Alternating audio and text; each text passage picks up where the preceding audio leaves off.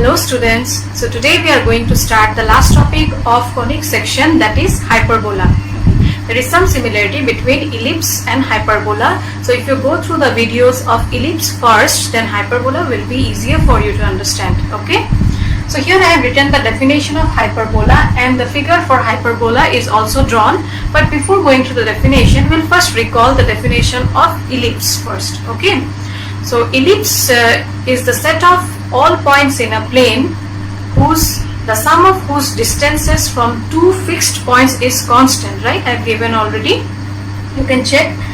And in case of hyperbola, the definition is it is the set of all points in a plane, the difference of whose distances from two fixed points in the plane is a constant. That means in case of ellipse, we find the sum. In case of ellipse, we find the sum of the distances from two fixed points, and in case of hyperbola, we find the difference of the distances from two fixed points. Have you understood? Now look at the figure. Here I have taken 3 points P1, P2 and P3. Now this 3 points has to satisfy a condition. What is the condition? The difference of the distances from two fixed points has to be constant. Now here difference means the distance of the farther point minus the distance of the closer point. Now if you look at this figure, there are 3 points given, P1, P2 and P3. Okay. So for the point P1, your farther point is F2 and the closer point is F1. So by definition of hyperbola, you will get P1 F2 minus P1 F1 equals to constant. For the point P2 also, F2 is the farther point. So P2 F2 minus P1 F1 equals to constant. And for the point P3, F1 is the farther point, and hence P3 F1 minus P3 F2 equals to constant. Now if the points satisfy this condition, after joining the points, you'll get what? A hyperbola. Okay, I think it's clear. Now moving on to the next definition. Your next definition is foci. What is foci? The two fixed points. Here you see, for each of the points we are finding the difference from two fixed points, right? Those fixed points are F1 and F2 here, and they are the foci. Okay, in ellipse also you got. Next is the center. Again same definition as ellipse, the midpoint of the line segment joining the foci. So O is the midpoint here, and hence O is the center of the hyperbola. Okay. Next comes transverse axis and conjugate axis. Transverse axis and conjugate axis is same as major axis and minor axis in case of ellipse. Okay.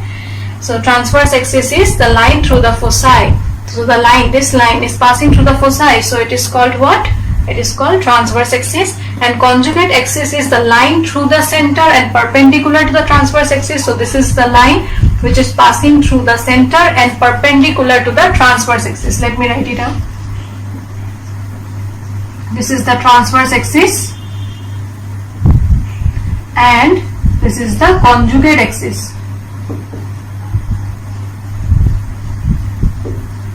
Okay. Next comes vertices. What are vertices? The points at which the hyperbola intersects the transverse axis. Now you see the hyperbola is intersecting the transverse axis at the points A and B. Hence A and B are the vertices. Okay. And lastly, a note is given, and this note is same as the one which I have given in ellipse. The length of transverse axis is equals to twice A. In ellipse I have given the length of major axis to be twice A, and here again length of transverse axis is twice A. Length of minor axis is twice B. So here again length of conjugate axis we have taken as twice B, and the distance between two foci is equals to twice C, which is same as ellipse itself. And the relationship between A, B and C is C square equals to A square plus B square. In case of ellipse, we got C square equals to A square minus B square, and in case of hyperbola, the C square is equals to A square plus B square. Okay. So next we are going to discuss eccentricity of hyperbola. Eccentricity of hyperbola is also same as ellipse. Hence eccentricity is denoted by E, which is equals to C by A, where C is the distance from the center to any one of the foci and A is the distance from the center to any one of the vertices. But there is a difference in the condition here. In case of your ellipse, C is less than A, and in case of hyperbola, you see the distance from the center to foci, this distance C is greater than A. In case of hyperbola, C is greater than A, and hence C by A is greater than 1, and C by A is equals to E, which means eccentricity is greater than 1 in case of hyperbola, and in case of ellipse eccentricity is less than 1. Okay. Now we are going to derive the standard equation of hyperbola. Okay.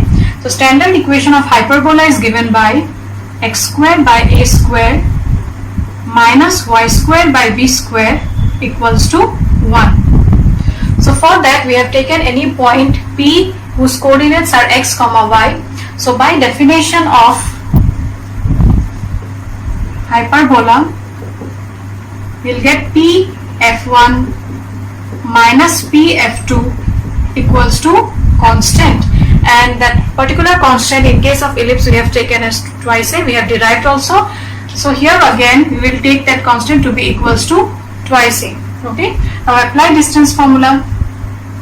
P f1 is equals to x root over x plus c whole square plus y minus 0 whole square, that is y square, minus root over P f2, that is equals to x minus c whole square plus y minus 0 whole square, that is y square, equals to twice A.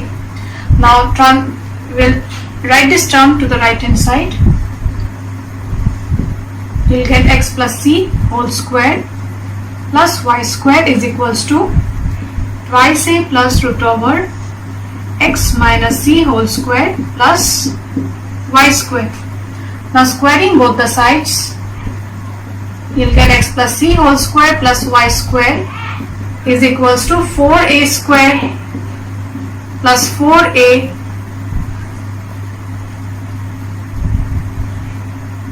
root over x minus c whole square plus y square plus x minus c whole square plus y square. We are squaring both the sides here. Plus y square will get cancelled. X minus c whole square we'll take it to the left hand side. You'll get x plus c whole square minus x minus c whole square is equals to 4a square plus 4a root over x minus c whole square plus y square. Now applying a square minus b square formula, you'll get a plus b, a minus b is equals to, you can take 4a common here, you'll get a plus root over x minus c whole square plus y square. Now here you see plus c minus c will get cancelled, plus x minus x got cancelled. So x in plus x is twice x, c plus c twice c, hence it is equals to 4xc equals to 4a, a plus root over x minus c whole square plus y square. Next 4 and 4 got cancelled, a we will take to the left hand side. xc by a is equals to a plus root over x minus c whole square plus y square. Now this term a, take it to the left hand side, you'll get xc by a minus a equals to root over x minus c whole square plus y square. Now again squaring, you'll get x square c square by a square minus 2xc plus a square equals to x minus c whole square plus y square. Okay. Now we will apply a minus b whole square in the right hand side. So you will get x square c square by a square minus 2xc plus a square is equals to x square minus 2xc plus c square plus y square. Now minus 2xc will get cancelled. X square and y square will write in the left hand side. So we will get x square c square by a square minus x square minus y square is equals to c square minus a square. Now from the first two terms we can take x square common. So you will get c square by a square minus 1 minus y square is equals to c square minus a square. Now take LCM here. You will get x square c square minus a square by a square minus y square is equals to c square minus a square. Okay, now we will divide throughout by c square minus a square. Why? Because right hand side should be equals to 1. So dividing throughout by c square minus a square, you will get x square by a square minus y square by c square minus a square equals to 1. Now in case of hyperbola, the relationship between a, b and c is c square is equals to a square plus b square, and hence from here you will get c square minus a square is equals to b square. So in place of c square minus b square, here we will write b square. So this implies x square by a square minus y square by b square is equals to 1, which is the standard equation of hyperbola. Okay. So next you have to check the converse part also, that is if the point px comma y satisfies the given equation, then pf1 minus pf2 is equals to twice a or not. And if it is satisfied, then we can say that the point pxy must lie on the hyperbola. Okay. So let this equation be 1 and px comma y satisfies equation 1.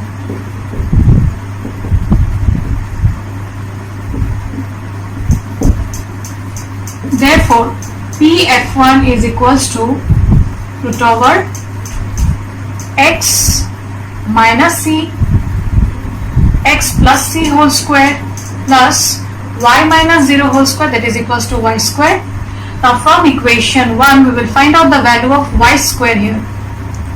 So we will get x square by a square minus 1 is equals to y square by b square, which implies x square minus a square by a square is equals to y square by b square, and hence y square is equals to b square multiplied by x square minus a square divided by a square. So this value of y square we will substitute here. This is equals to root over x plus c whole square plus b square by a square x square minus a square. Now we got that c square is equals to a square plus b square, and from here value of b square is equals to c square minus a square. So now this we will substitute here. Okay. So root over x plus c whole square plus c square minus a square multiplied by x square minus a square divided by a square. Now simplify it. We will get x plus c whole square plus x square c square minus a square c square minus a square x square plus a to the power 4 divided by a square. Now each of the terms you will divide it by a square, and hence you will get x square c square by a square minus c square minus x square plus a square, and apply a plus b whole square formula here. we'll get x square plus 2xc plus c square plus x square c square by a square minus c square minus x square plus a square. Now here you see plus c square minus c square got cancelled, plus x square minus x square got cancelled, and you are left with root over a square plus 2xc plus x square c square by a square, okay, which is equals to a plus xc by a whole square, which is equals to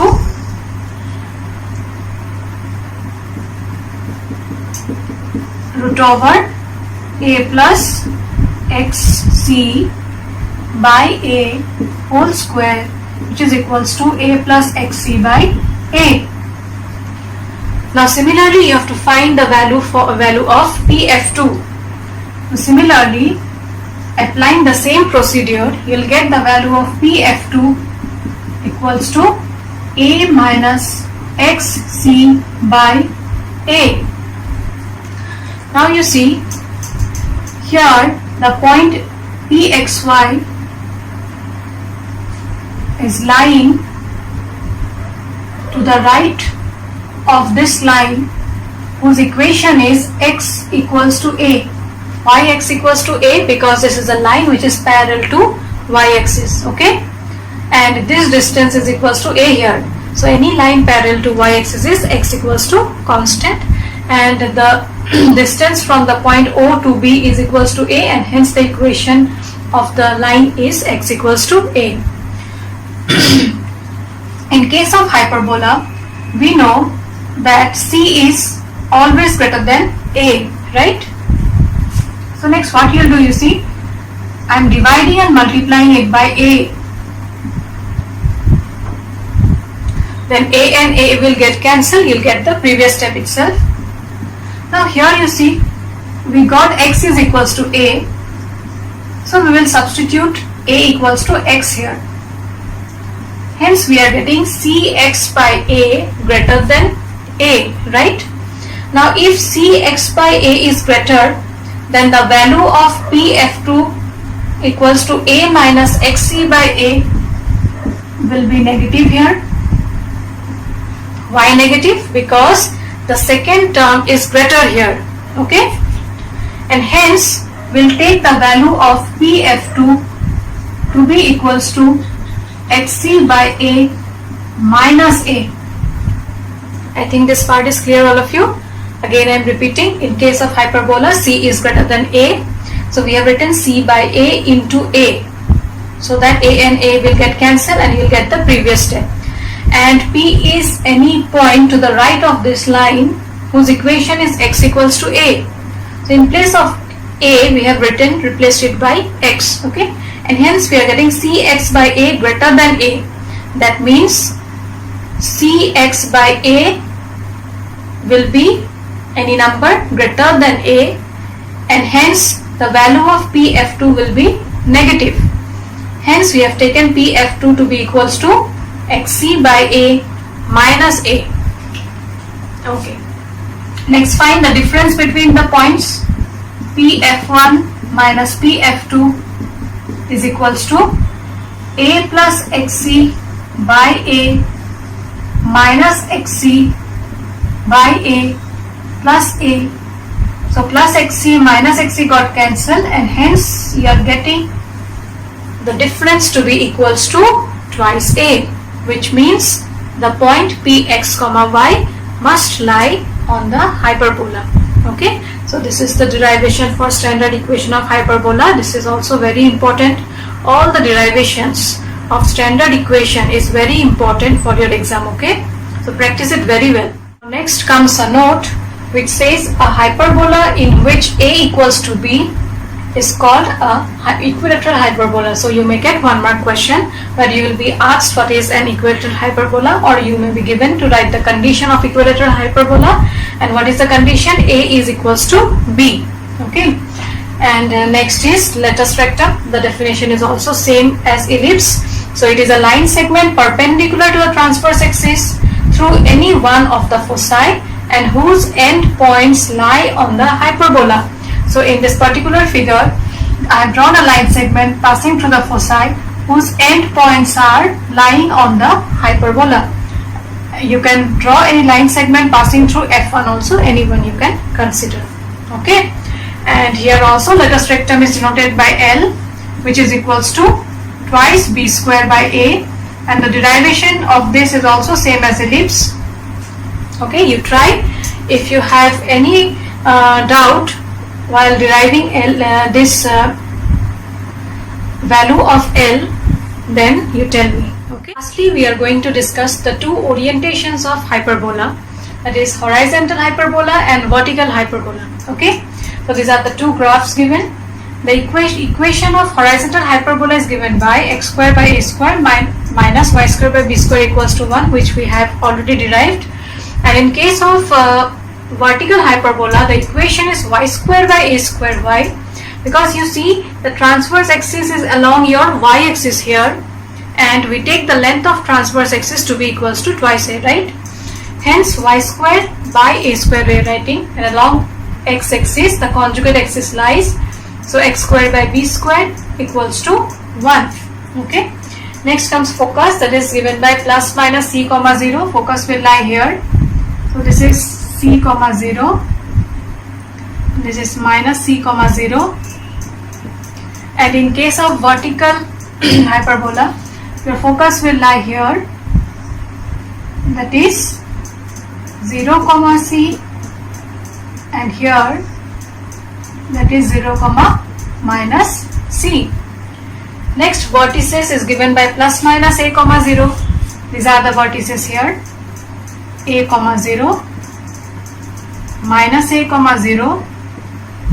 And in case of your vertical hyperbola, vertices are given by 0 plus minus a. So this is 0 plus a, and this point is 0 minus a. Next comes eccentricity, which is given by c by a for both, and length of latus rectum is given by 2b square by a for both. Okay. So with this we have completed the basic concepts of hyperbola. You go through the note once, so that when we start the exercise in our next class, it will be easy for you to understand. Okay. So with this I end my class. Thank you. Stay home. Stay safe.